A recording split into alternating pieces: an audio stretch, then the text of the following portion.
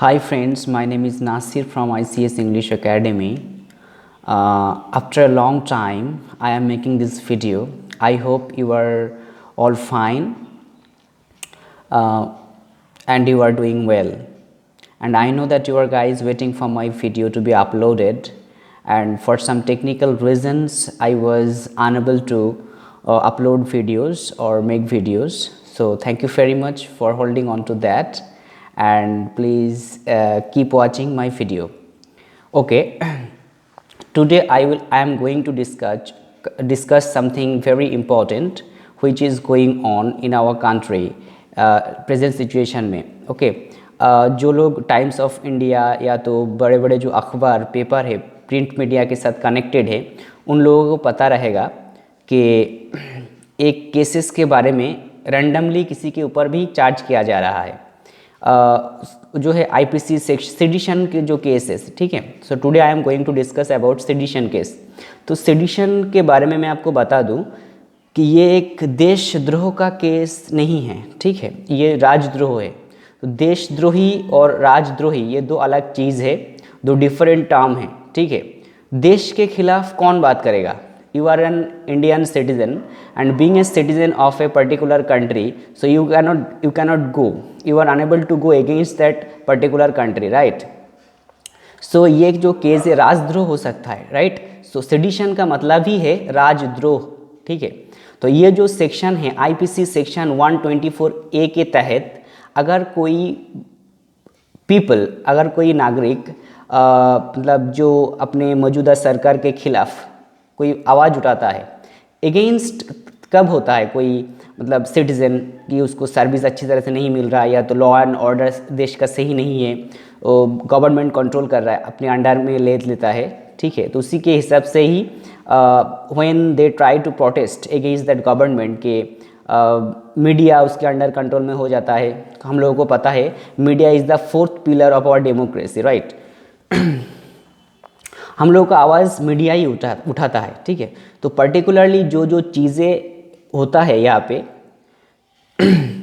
इस सेडिशन की केस के अंदर ही आता है.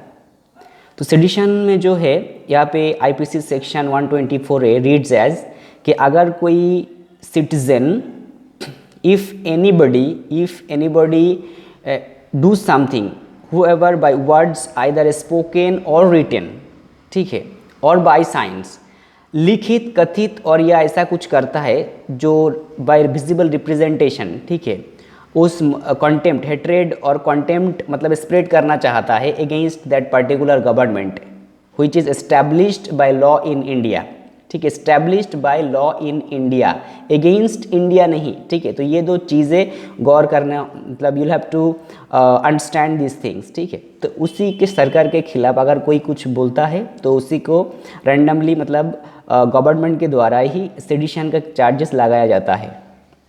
तो ये बहुत इंपॉर्टेंट है, इंपॉर्टेंट चीज़ है. और ये जो केसेस है ये कॉग्निजेबल ऑफेंस है बेसिकली, ठीक है. Cognizable, there are two types of offense is there, okay, cognizable offense and non cognizable offense. cognizable offense में आपको बेल नहीं मिलता है, नॉन बेलेबल ऑफेंस होता है, ठीक है. और नॉन कॉग्निजेबल ऑफेंस में you can get a bail from से अप्लाइंग रिक्वेस्टिंग द कोर्ट, ठीक है. तो वहाँ पे वही होता है.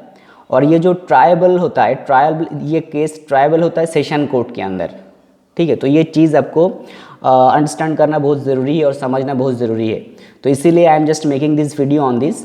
और एक चीज़ जो है इसके बहुत समझना पड़ेगा, ठीक है.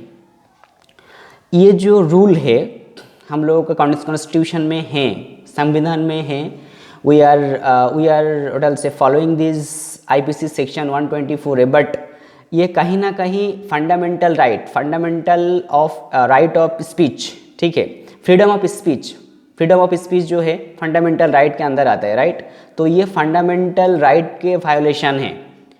और ये जो 124A सेक्शन है, आईपीसी सेक्शन है, ये अमेंडमेंट होनी चाहिए, ठीक है. तो रैंडमली किसी के ऊपर ऐसा तो मतलब केस बुक नहीं किया जा सकता, right. So being an Indian citizen no one can go against that country, but government के खिलाफ जा ही सकता है. तो वो होता है फ्रीडम ऑफ स्पीच, किसी के खिलाफ बोल ही सकता है. So this is the important topic. So I guess ये वीडियो आपको इंफॉर्मेटिव लगा होगा. And if want to make an comment on this video कि ये सेक्शन हटानी चाहिए, अमेंडमेंट होना चाहिए, अगर आपको लगता है ये आपका फ्रीडम ऑफ स्पीच का वायोलेशन है तो यू कैन कमेंट, वीडियो के नीचे कमेंट कर सकते हो, and I will read your comment and answer one by one. Thank you very much for watching this video, and I will coming up with the next video, IPC section 120B. If I am not wrong, it will be of IPC section 120B. 120B, yes, it will be of punishment of criminal conspiracy. ठीक है, it also a very important section of IPC.